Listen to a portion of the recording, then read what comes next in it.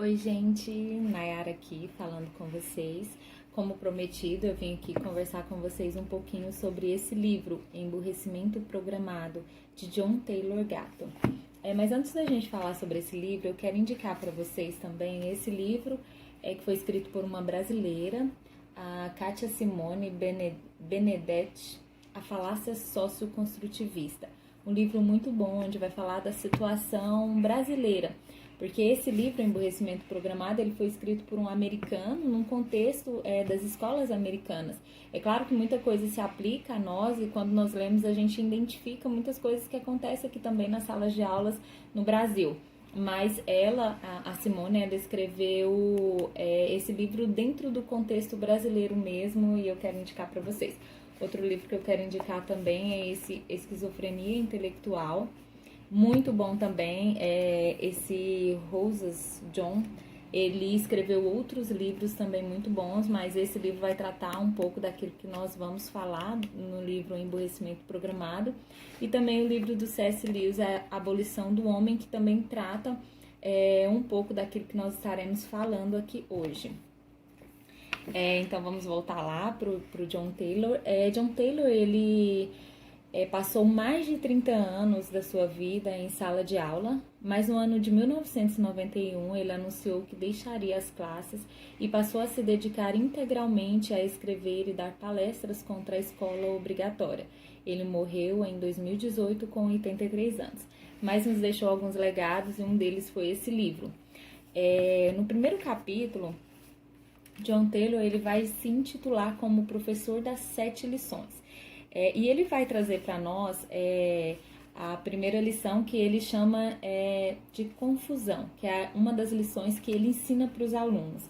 E nesse ponto, ele diz que não ensina nada conectado, né? Como professor na sala de aula, ele não ensina conexão de nada, ele ensina várias matérias, várias coisas, mas nada tem uma conexão com a outra, então dali já é gerada uma mente confusa do aluno, né?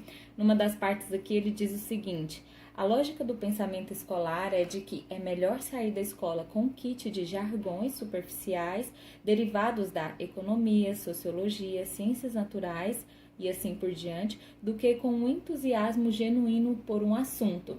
Em contrapartida, uma educação de qualidade pressupõe aprender algo com profundidade, né? E ele diz que tudo que ele ensina é essa confusão, essas coisas desconectadas, né? Uma coisa não tem nada a ver com a outra, a criança aprende um monte de coisa, mas ela não sabe fazer ligações com tudo que ela aprendeu.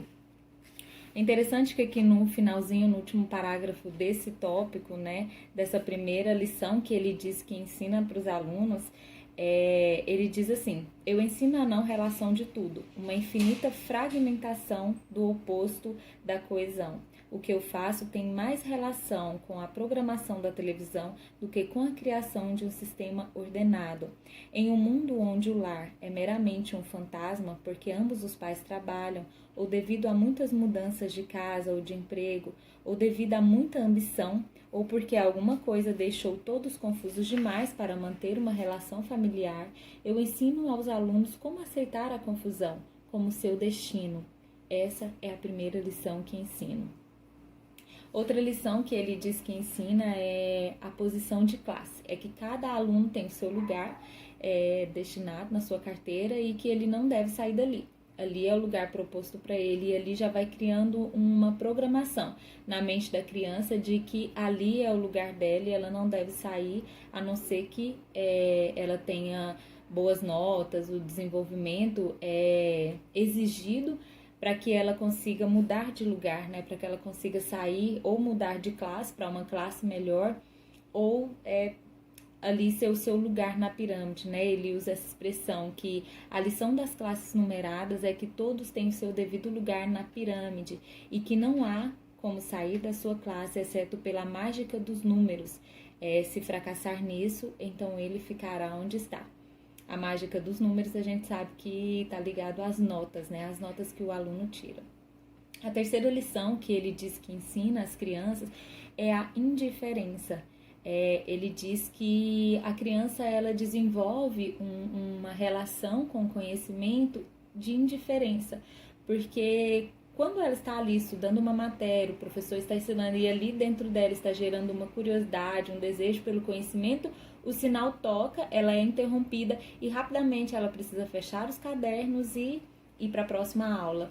E aquilo vai criando um padrão na mente da criança de que nada tem muita importância, já que mesmo que ela estava extremamente interessada naquele assunto, ela teve que abandoná-lo e na próxima aula ela verá outro conteúdo, outro assunto, outra matéria e ela não vai voltar para aquele tema que ela estava tão envolvida ali.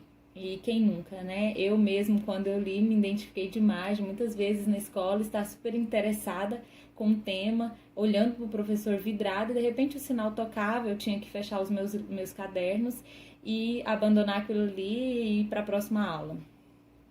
E aqui ele diz assim que, na verdade, a lição dos sinais é que nenhum trabalho é digno de ser concluído.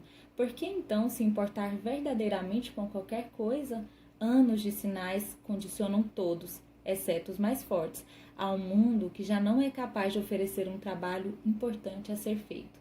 E eu achei bem forte essa questão, porque realmente você viver anos, né? Normalmente a gente passa aí 12 anos, né? Algumas pessoas até mais, dentro de uma sala de aula, condicionando o seu cérebro ali, aqueles sinais tocados, interrompendo ali o seu apreço, o seu interesse pelo conhecimento.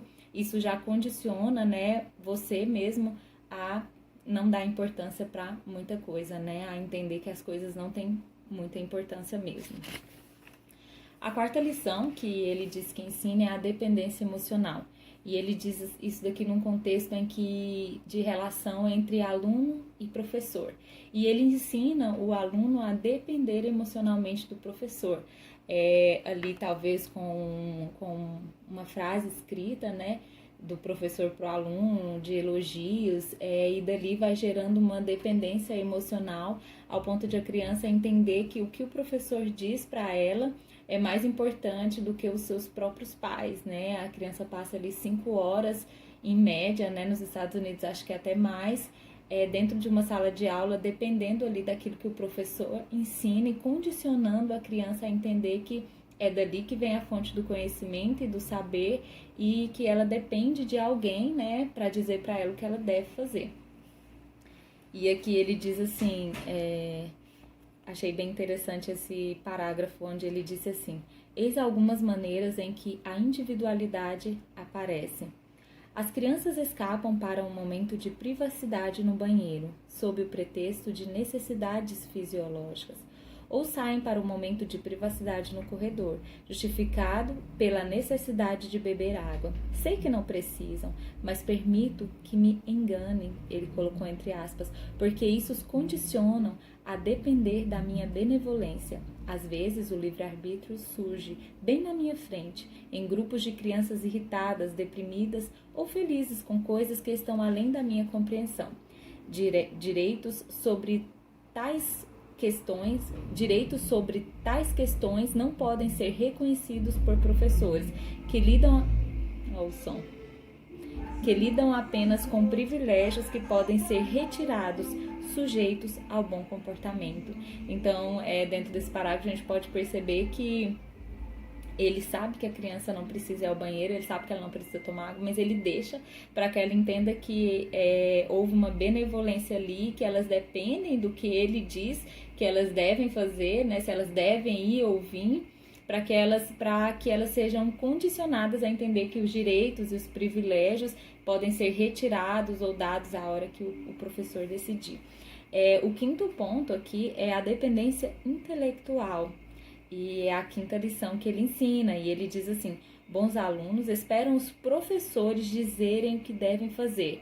Esta é a lição mais importante de todas. Devemos esperar outras pessoas mais instruídas do que nós dar sentido às nossas vidas.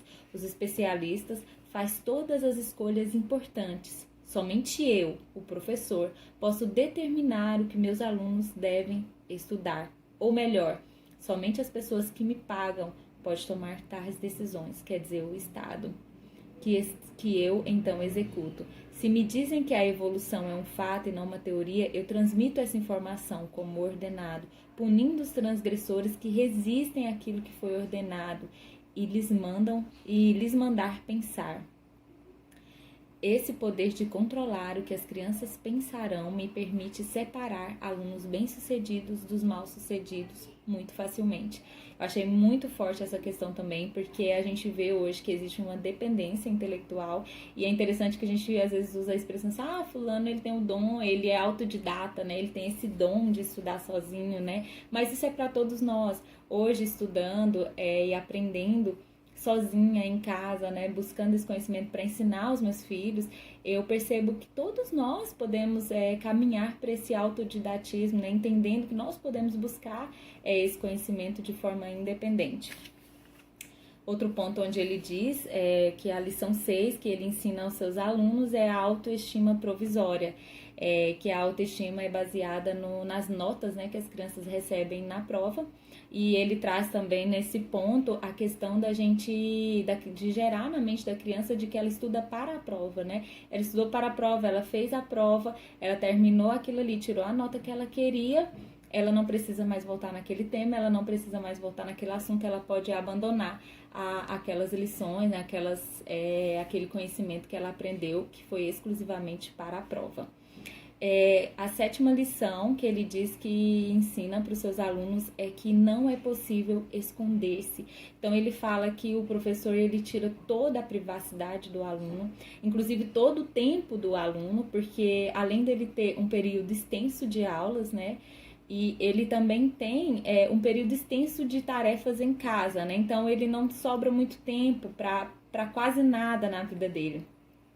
Eu queria trazer para vocês, dentro desse tema que é o livro 10 Maneiras de Destruir a Imaginação do Seu Filho, que é um livro que trata muito dessa questão da criança ter tempo sozinha, ter tempo para ficar entediada, não na frente da televisão, não no videogame, mas ela ter tempo sozinha, com ela mesma, né, ali buscando a genialidade que Deus deu a ela, né, dela mesmo, e quem sabe desenvolvendo ali coisas onde ela criou sozinha, né, desenvolveu sozinha nesse período em que ela estava sem fazer nada. E ele aborda um pouquinho disso, ele diz assim, ensino aos alunos que eles estão sendo observados sempre, que todos estão constantemente sendo vigiados por mim e por meus colegas. Não há espaços privados para as crianças, não há nenhum momento de privacidade. E é interessante que aqui ele está falando num contexto de escola, né? Realmente é assim que funciona, é assim nas escolas. E depois ele trata a questão das atividades que vão para casa, né? Onde o aluno chega em casa e ele tem pouquíssimo tempo para ficar sozinho, ou quem sabe para servir a sua família, né? Para ter tempo nas atividades domésticas, nas atividades em casa. E ele fala que isso toma das crianças muitas coisas benéficas, né? Onde ela aprende a servir, onde ele fala que é mais importante na construção de um ser humano aquilo que ela aprende que vai servir para uma comunidade, né? Então ele trata muito da questão da diferença entre uma escola, aquilo que a escola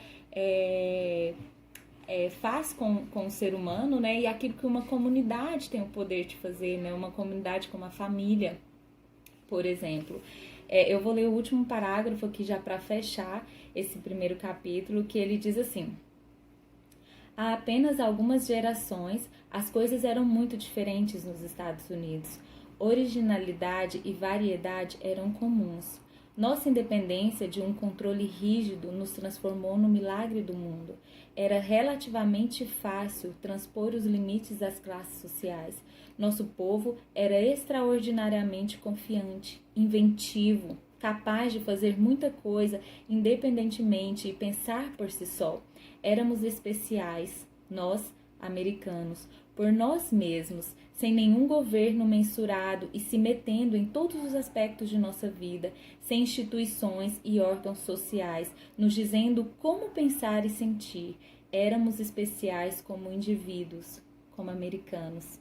E eu quero fechar com esse último parágrafo, e trazer, nós estamos trazendo, né, esse livro, esses temas para que nós possamos refletir sobre o que tem acontecido nas escolas, sobre o que tem acontecido na vida dos nossos filhos e estar atento, né, de forma crítica e de forma a observar mesmo o que os nossos filhos estão aprendendo, o que eles estão recebendo e como isso tem contribuído para a formação do seu caráter, para o seu desenvolvimento pessoal, não só como um aluno, não só em uma profissão, mas como pessoa, como gente.